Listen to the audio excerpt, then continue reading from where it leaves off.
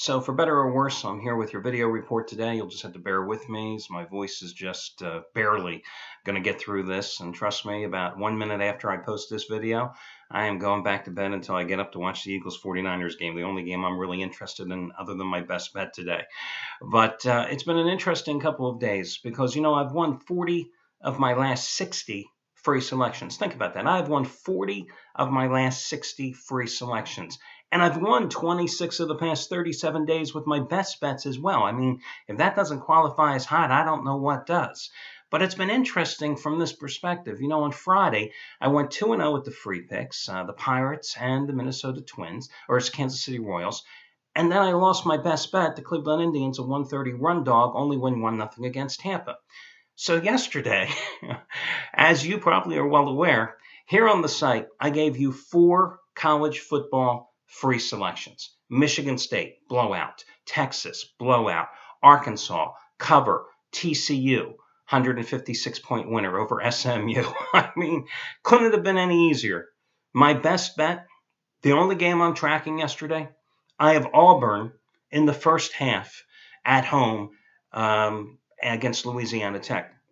And if you got that play yesterday, I told you that I didn't have any confidence in Auburn because they have their big LSU game next weekend, laying the big number straight up in the contest. But I felt confident taking them in the first half. So I couldn't get the game on TV anywhere. So I'm over on our scoreboard on one side of my screen, sitting in bed yesterday. Then I've got another browser window open that has al.com for alabama.com, where I always get my Auburn and Alabama information when I handicap the games. So I'm watching, I'm refreshing the scores, and I'm saying, hey, this is great. I'm laying 21 points personally. I know the line went to 20.5 for a lot of you out there, but I've used 21 points. And I'm up, feeling pretty confident. It's 24-0, and there's less than a minute to go in the first half. And nowadays, reporters, you go to the games and you're live tweeting. So it's even faster than watching any scoreboard update. So I'm on the site, and then all of a sudden I see the tweet come through. First half, over. Alabama, up big. Field goal, Louisiana Tech, as time expires. 24-3 is the first half score. I'm laying 21. And I'm thinking to myself, I must have really pissed off the gambling gods the past couple of days because I lose a 1-run underdog run line play on Friday night. I go 2-0 with the free picks. I go 4-0 with the free picks yesterday, and I managed to push with that play with Auburn. But still, can I really complain? I mean, 26 out of 37 days and a 7-2 run in the NFL after cashing in last Sunday with a 10-dimer on the Saints. And I've got another 10-dime play today in the pros, and I'm on an 18-4 run with those selections. But listen, I know one handicapper here at the site that can certainly empathize with me, and that would be Matt Rivers. Because Matt yesterday, I shouldn't laugh about this because this is just, you talk about sheer coincidence. So he has Baylor last night. Baylor. And the Bears were up big in that game, right? They're laying 21 points at Iowa State. Baylor's driving down late in the game. They sent out their field goal kicker, who the announcers note, I'm watching the game last night, that, his only other field goal attempt was back in the season opener 4 weeks ago. He missed that one, and he shanks this one too. And naturally, Iowa State gets a garbage touchdown, but Baylor decides, hey, we're going to actually drive the ball down the field. They get within the 10-yard line. There's about a minute to go. Illegal start, motion. It pushes them back, and that's how the game ends with them. One more play run, and the guy only gets to the 7 or 8 yard line, and he pushes with his blank check wave the rating game of the year. Believe me, I understand. I can sympathize with you. On the other hand of the spectrum, you got Anthony Redd last night, who could not have had a luckier night. He had Texas State at Tulsa. Tulsa comes back. I think it was 2 late touchdowns to force the game into overtime. We go into the third overtime. And, in the second overtime, Texas State, a 3-point underdog, had taken the lead on a touchdown. Tulsa comes right back and answers. Third overtime, Tulsa goes and takes the advantage with a field goal. Texas State comes right back and answers with the touchdown pass. So he wins Texas State outright, and he is one of the promotional plays today. As I like to call it, the marquee game discount price. You can save $80 and get his football winner number 16 out of 21. It's a 75-dime play, just as strong as yesterday's winners on Texas State. On the Eagles 49ers side, you get it for $29 using coupon code RED29. That's REDD and the number 29. Keep in mind, this is a 75-dime NFL winner number 4 out of 5 since the start of the preseason. He's 2-0 in the regular season, week 1. Colts comeback cover at Denver and Chargers road cover at Arizona.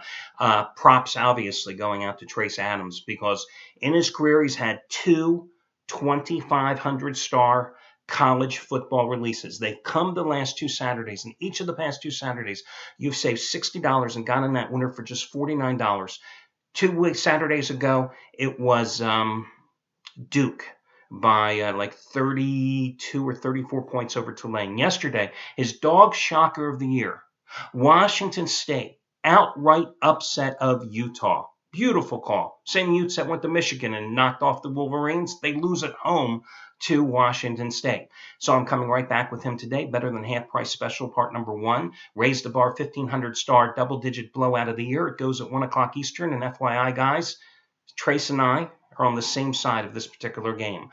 Just as strong as his 1,500-star raise the bar winner on the Seahawks in the Super Bowl. Just as big as his 1,500-star play on UCLA that you got for just $22 on Thursday night.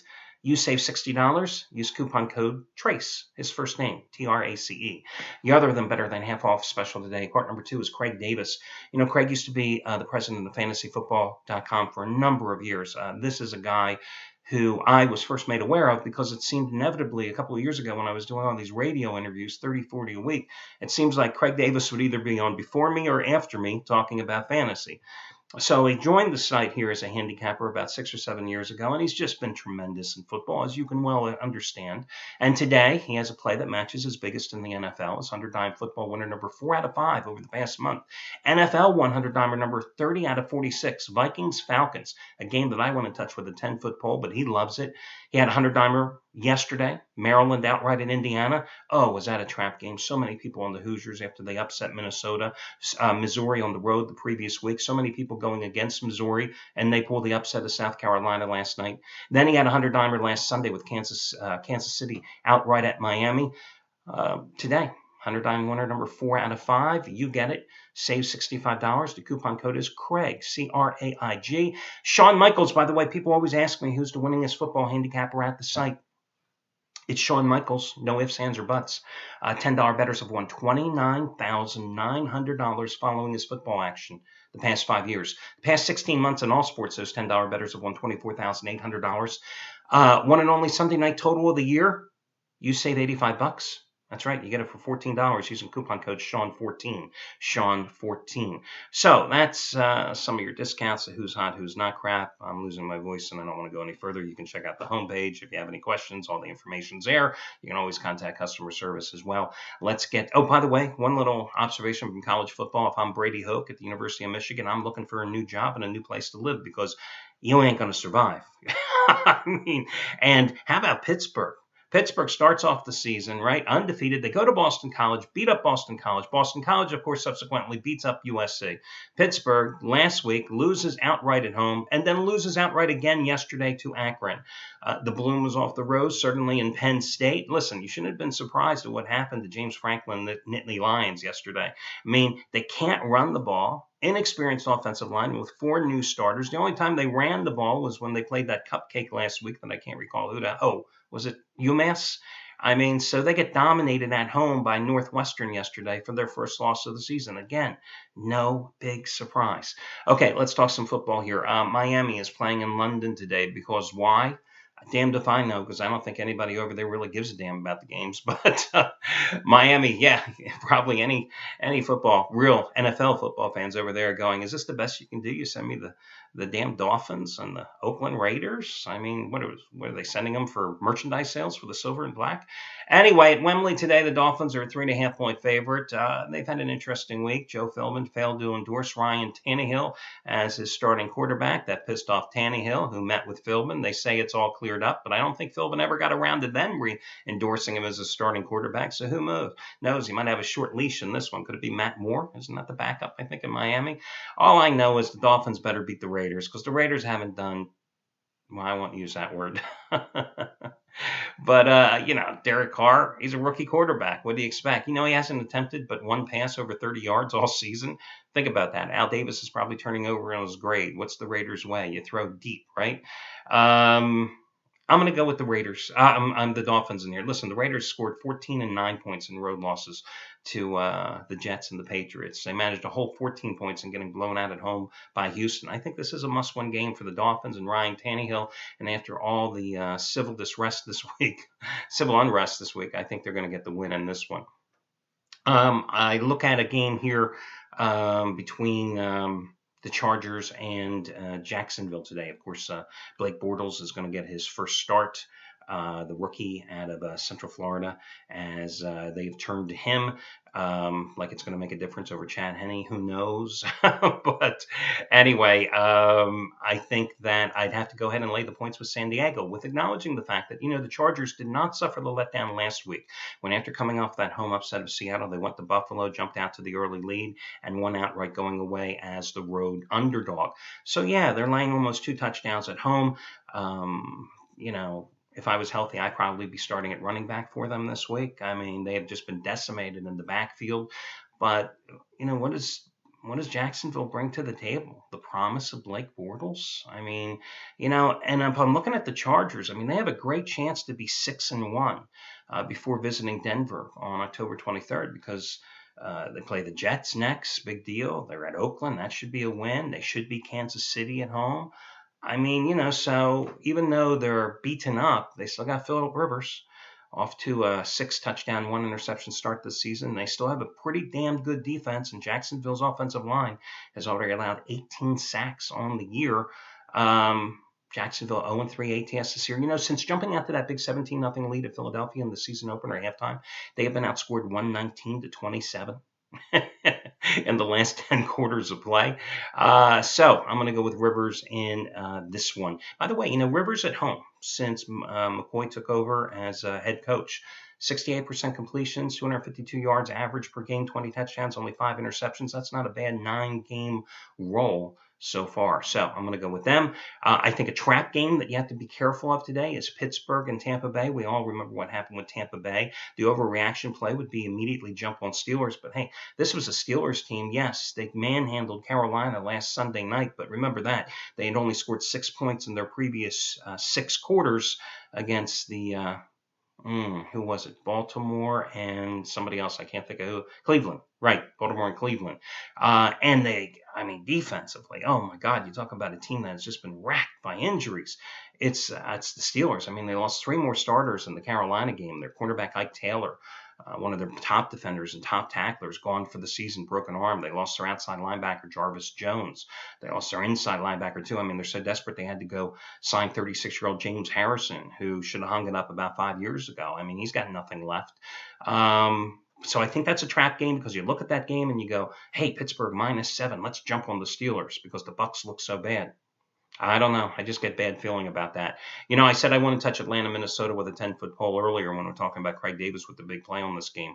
Well, that's a 10-foot pole that has my money attached to it. As a free play, however, I kind of like the Falcons in this game. Teddy Bridgewater making his first NFL start for the Vikings.